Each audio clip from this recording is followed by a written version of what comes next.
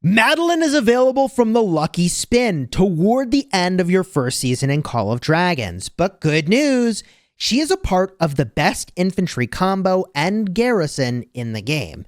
So stick around in this video for the things you need to know about Madeline. What are her best pairings, talents, and artifacts? Let's get it started.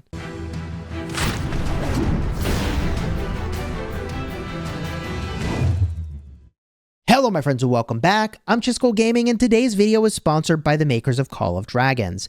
And although I will admit that I am an infantry simp, I love infantry in pretty much every game that I play, Madeline lives up to the hype.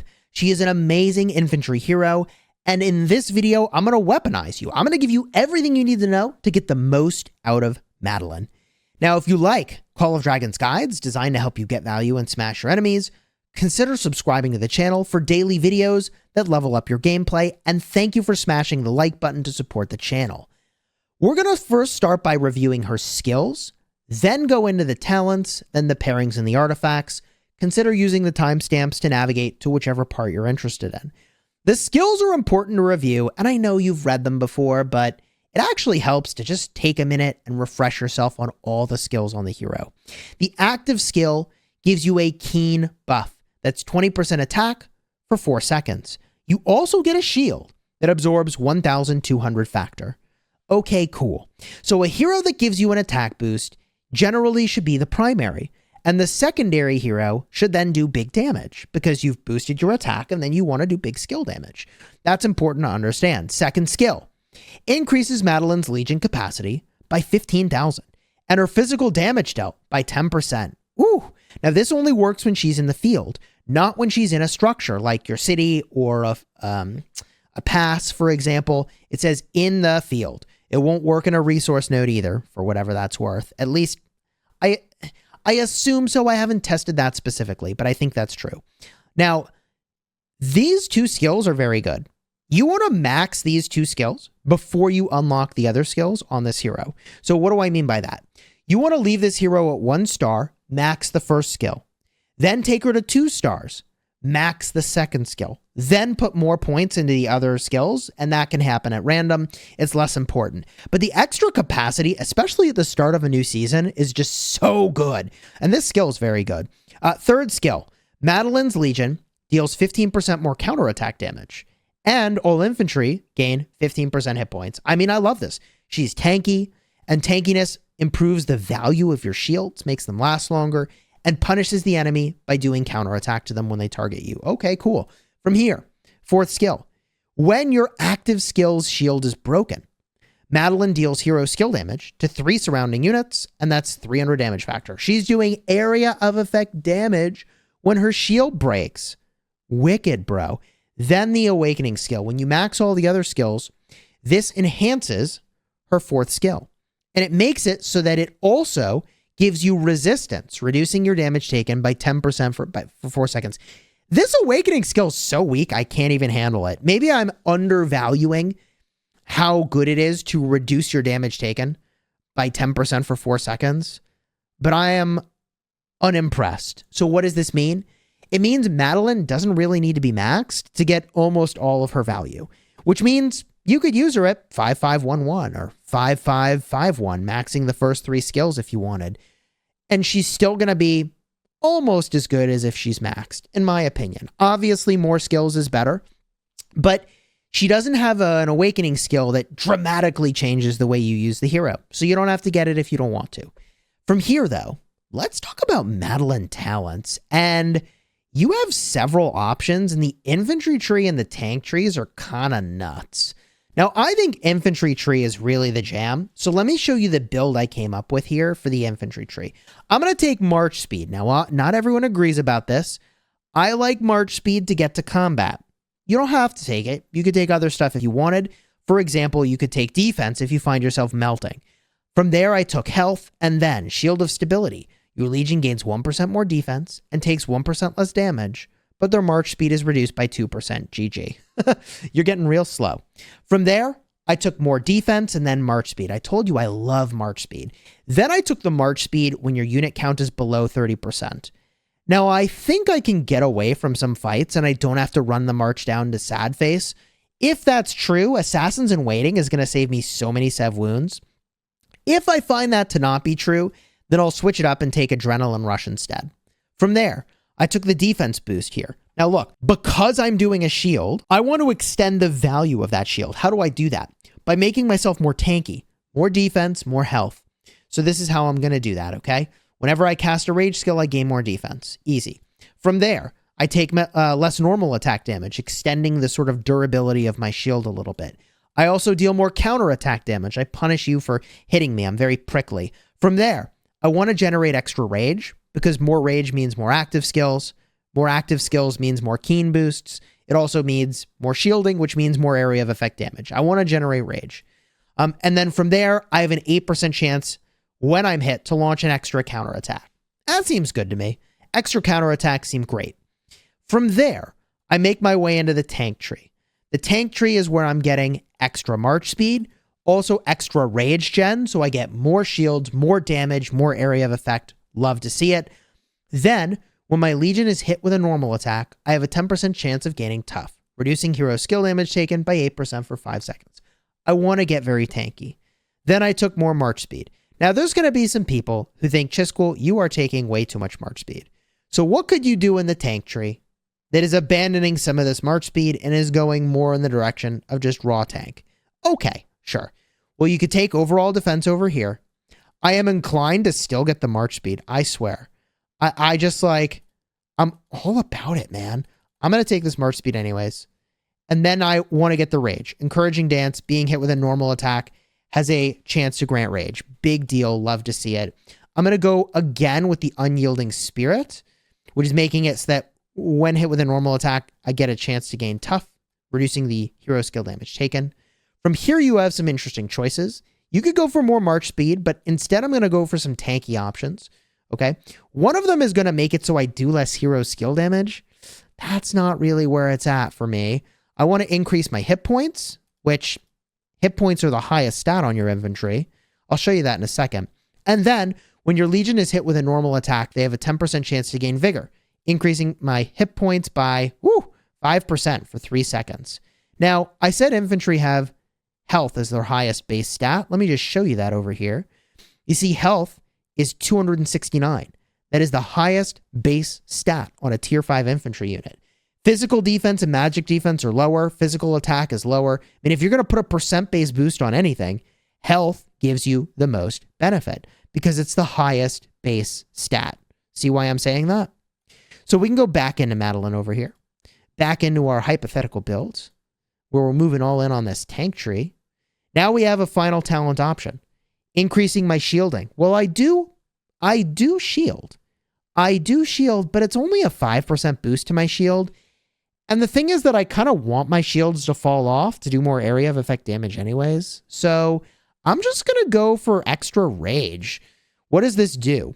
Your Legion gains 10 more rage when your unit count is over 50% and they launch a normal attack. So as long as I'm targeting somebody, I'm going to generate some extra rage. Seems good. The next thing here is your Legion takes 8% less normal attack damage when you're below 50%. Well, I mean, that is valuable, and you get super tanky. Like, your infantry gets super tanky. I think you just have to take this, actually. So the reason I think you have to take this, even though I want to take the heal to stay over 50%, is that your infantry have a special trait. And that special trait is the same for every single faction. And that trait is making it so you gain defense when you get low. So you kind of want to run your infantry not exactly into the ground, but kind of into the ground. So if you're going to do that, I mean, okay. So we get really tanky. Our defense is going to be through the roof. And also we go in and we get the nice boost over here from our talent, making it so that now, boom, 8% less normal attack damage. So that's when I'm directly targeted by an enemy. That seems really good. From here, we have some options, okay? We could go into the infantry tree if we wanted, and there's great stuff over here. Actually, really great stuff, depending on how tanky you wanted to get and what you wanted to do. You could boost your attack over here, give yourself a keen boost. I'm not into it. I actually kind of think we should go into the infantry tree, and you have several options.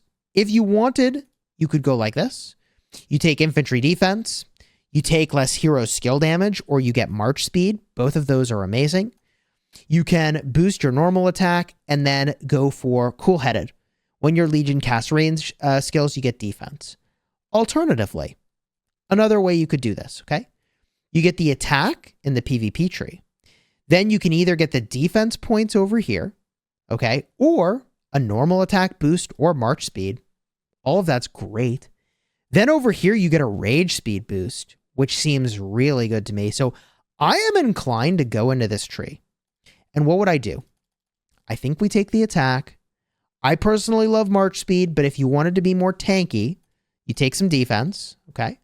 Then you get the rage gen. Launching a normal attack has a chance to generate rage. And then right over here, when your Legion launches a counterattack in the field, they have a 10% chance to reduce all damage taken by 1%, and it stacks up to 3%. Yo, reducing the damage I take, I'm sorry, but that's great. So this is the build I would probably run. I have one extra point over here. I probably want to deal more counterattack. That just seems amazing. So if I wanted to run with a more tanky option, I think the way that I do it is I go in the tank tree. I still get great rage gen, good tanky effects over here. And I go into the PvP tree for some extra damage mitigation. I think luck of the draw is actually just way better than cool-headed. So I think that actually getting into this PvP tree is really high value, very strong. So one of these two builds is what I will use in my next season when I run Madeline as the primary. Could I tell you which one is the best right now? Kind of depends on who you pair with and what you're trying to accomplish. So let's talk about the pairings, because some of these pairings you want to be more tanky. Some of these pairings I think you want to be more mobile and more punchy. And I think the best pairing in the game, you want to be more mobile and punchy, and that's to pair with Nika.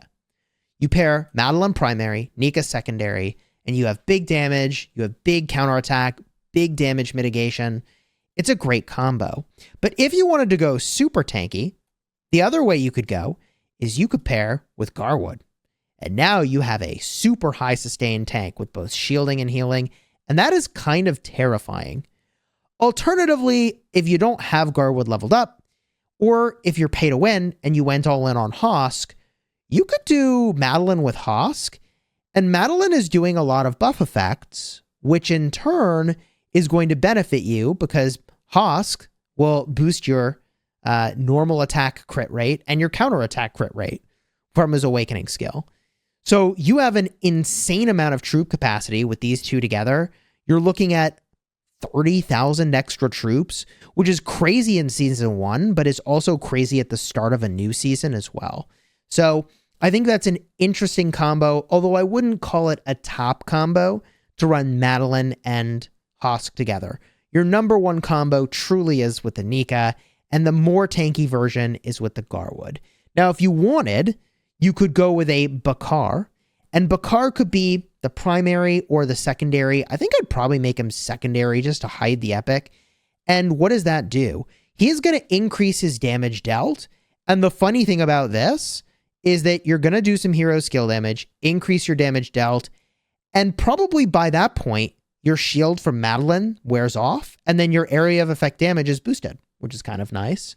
So you'll do the area of effect damage, probably with the 20% all damage buff still active from Bakar, which is kind of nice. Do I think this is great synergy? No. Do I think you could do it? And I think it could be okay? Yes. One other option over here that you could do is your Eliana. And I don't know how this works, so I can't say with great confidence that this is going to work nicely, but it is possible that you could pair Eliana and Madeline together. And that's two heroes that do shielding, and then you could move on some talents that boost your shielding.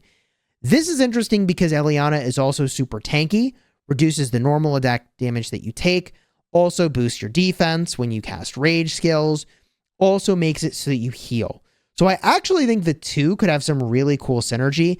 The only weirdness there is going to be around shielding and shields replacing each other. But I think in this game, shields don't replace each other. They just kind of stack. And if that's true, Madeline and Eliana would be really tanky. It would be a super viable option. I haven't tested it myself, but I think that the shield stack and that could be pretty cool. So from here, what artifacts do you use on your Madeline? I think that your best option is really obvious, and that is right over here. It's your Dragon Scale Armor. The way Dragon Scale Armor works is that your Legion gains resistance whenever the wielder gains a shield through rage skills. So if you did Madeline paired with Eliana, or Madeline paired with Nika, which I'm going to tell you is the best combo in the game for infantry, you're going to reduce your range damage taken by 18%, and that's kind of crazy. Reducing the damage you take from mages and also the damage you take from marksmen. Like, that's your main sources of damage, so you get super, super tanky. Plus, this gives you a shield. Plus, this gives a keen boost to nearby stuff. Yeah, I mean, Dragon Scale Armor is the pick. But there are other good options, and the number one option is just crazy. It's right over here, Greymar's Warhammer. It boosts your defense, which is fine. You get super tanky. And also, you can stun enemies and do a ton of damage. Dude, this thing's nuts. This is, I think, one of the coolest artifacts in the game. Can't wait to play with it. I'm almost at the end of Season 1, and I have had 0 opportunities to even unlock the darn thing. So what are the other options, right? If you can't get that, what are your other options? Well, I still really love the Dragon Rift. I used this, and it was very fun. 400 rage cost is very easy to use. You can catch people so easily and do a scary amount of single target damage. Even with just 1 skill point unlocked on this thing, it was so fun to use. I now have 2 skill points. This thing was great. Loved it. The other alternative for more punch is the Springs of Silence. This does area of effect damage. That area of effect damage also inflicts a slow onto the target. I think this is great, man. If you're going to be fighting multiple things, which you probably will be, you probably get more value from the Springs of Silence, but everybody just loves the big damage number you get from Dragon Rift, and it's scary. Like, you can actually force somebody to retreat because their march has suddenly lost a shocking amount of health. The other option that you have free to play for PvP is the Butcher's Blade.